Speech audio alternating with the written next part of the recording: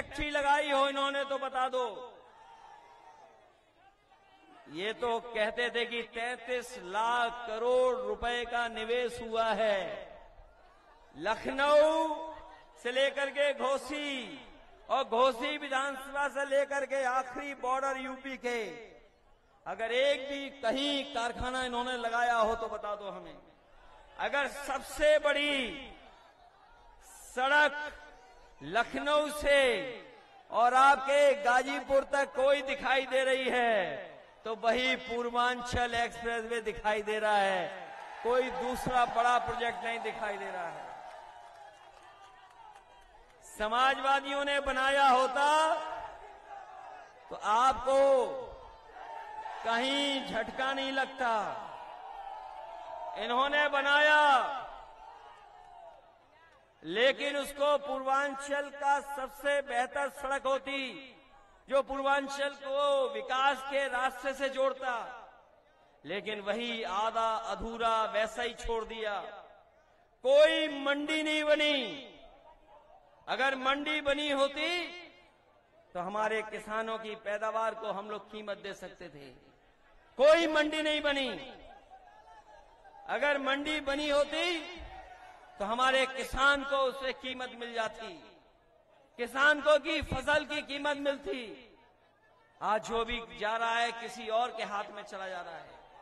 ये जो नौजवान दिखाई दे रहे हैं बड़ी संख्या में, इनके भविष्य के साथ बीजेपी खिलवाड़ कर रही है और न केवल इन नौजवानों के भविष्य के साथ खिलवाड़ कर रही है बल्कि आने वाली पीढ़ी के साथ भी खिलवाड़ कर रही है। क्योंकि अगर इनका भविष्य नहीं बना तो बताओ आने वाली पीढ़ी का भविष्य क्या होगा। न इनके हाथ में नौकरी है न रोजगार है और क्या सपना दिखा रहे हैं कि अग्निवीर से फौज मजबूत हो जाएगी। हम नौजवान साथियों से कहना चाहते हैं कि आप घोसी की विधानसभा जिताओ, 24 का चुनाव जिताओ।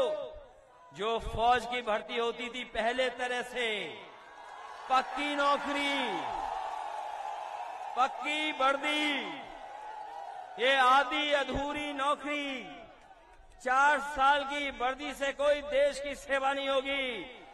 हमारा नौजवान पूरी जीवन भर वर्दी पहन करके पक्की नौकरी कर करके सीमा की रक्षा करना चाहता है।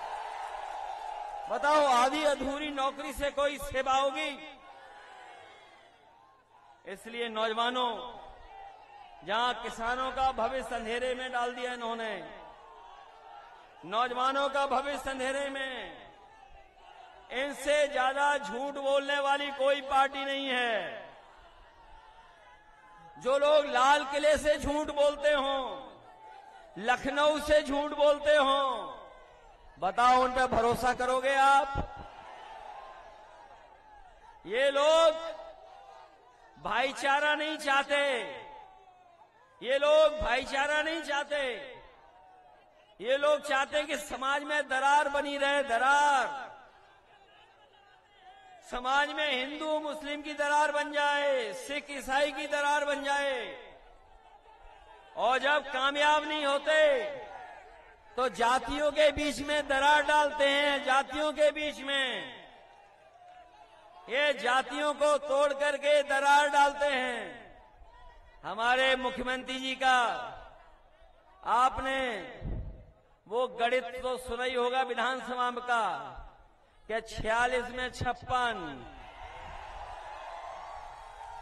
ये लोग वो हैं जो जातियों में दरार डालते हैं, धर्म के बीच में दरार डालते हैं।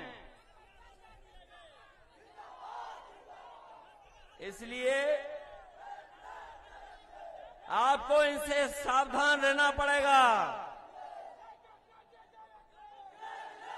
इनसे सावधान इसलिए भी रहना पड़ेगा क्योंकि जहां हमारा किसान दुखी है, बीजेपी के लोग गरीब की जेब से पैसा निकाल करके अमीरों की तिजोरी भरने का काम कर रहे हैं और जो सुविधाएं गरीबों को मिलनी चाहिए उन सुविधाओं को छीनने का काम कर रहे हैं। क्या घोसी की विधानसभा इतिहास बनाने जा रही कि नहीं जा रही, बताओ आप?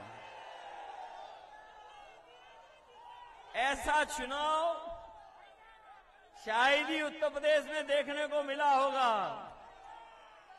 जहां पर समाजवादी पार्टी के प्रत्याशी के लिए जाति धर्म से लेकर के सब सीमाएं टूट गईं। अगर जाति धर्म की सीमाएं टूटी हैं तो दलों के भी सब बंधन टूट गए। जो दल कभी हमलों के खिलाफ थे, आज सब दल समर्थन कर रहे हैं समाजवादी पार्टी का। हम उन दलों को बधाई देते हैं कि जो समाजवादी पार्टी के साथ खड़े होकर के समाजवादियों का साथ दे रहे हैं। कि ये महत्वपूर्ण लड़ाई है, कोई छोटी बड़ी लड़ाई नहीं है। ये बड़ा फैसला होगा आपका, और ये ऐसा फैसला है जो देश की राजनीति में भी बदलाव लाएगा। जब से समाजवादी और देश के दल एक हो गए, जब से इंडिया गठबंधन बना है, लोग घबराए हुए हैं कि इंडिया गठबंधन कैसे बन गया। न केवल गठबंधन से घबराए हुए हैं, बल्कि जो सवाल उठाए जा रहे हैं कि जब तक जाति जनगणना नहीं होगी, तब तक हम सबका साथ सबका विकास नहीं कर पाएंगे। ये जो लोग सबका साथ की बात कर रहे हैं, वो सबके बीच में गैर बराबरी नहीं खत्म करना चाहते। और जब तक गैर बराबरी नहीं खत्म होगी, जब तक जाति जनगणना नहीं होगी, तब तक हम समाज में बराबरी कैसे लाएंगे। इसलिए समाजवादी पार्टी और समाजवादी पार्टी के हमारे साथी जो सपना देखा था बाबा साहब भीमराव अम्बेडकर जी ने, जो सपना देखा डॉक्टर राम मनोहर लोहिया जी ने, और जो संघर्ष का रास्ता दिखाया नेताजी ने, उसी रास्ते पे चल करके हम लोग उत्तर प्रदेश और देश में बदलाव लाना चाहते हैं। जो लोग समझदार होंगे, जो अखबार पढ़ते हैं, वो जानते होंगे कि बीजेपी की सरकार लगातार संविधान की धज्जियां उड़ा रही है। जो संस्थाएं संवैधानिक हैं, जिन संस्थाओं से हमें न्याय की उम्मीद है, उन संस्थाओं को भी ये हस्तक्षेप कर करके बर्बाद करना चाहते हैं। इसलिए ये घोसी का चुनाव जहां केवल एक विधानसभा का है, लेकिन ये संदेश पूरे देश में देने जा रहा है। पूरे देश को संदेश देगा। बीजेपी कितने भी हथकंडे अपना ले, लेकिन जनता के सामने कोई चीज टिक नहीं सकती है। अगर जनता ने मन बना लिया तो जनता के फैसले को कोई बदल नहीं सकता।